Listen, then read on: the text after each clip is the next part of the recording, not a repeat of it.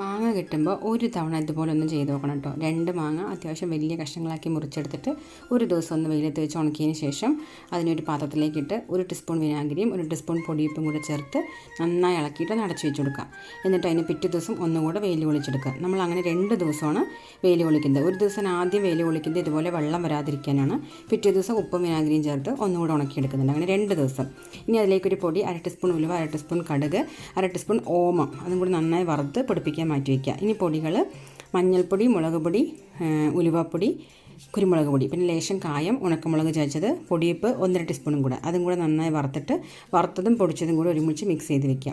ഈ ഒരു 100 ഗ്രാം നല്ലെണ്ണ ചട്ടിയിലേക്ക് ഒഴിച്ച് നന്നായി ചൂടാക്കി എടുത്തതിന് ശേഷം ഇനി ഒരു കുപ്പിയിലേക്ക് എണ്ണ, പൊടി, മാങ്ങ അങ്ങനെ ലെയറാക്കി ഇട്ട് വയ്ക്കുക. അങ്ങനെ ഒരു 15 ദിവസം അനക്കാതെ അവിടെ വെക്കുക. ഒരു 15 ദിവസത്തിന് ശേഷം തുറന്ന് നോക്കുക. നല്ല അടിപൊളി മാങ്ങാച്ചാർ ഇവിടെ റെഡിയാണ്. കുറച്ച് തൈര് ഒഴിച്ച ചോറും കൂടെ ആഹാ അടിപൊളിയാണ്.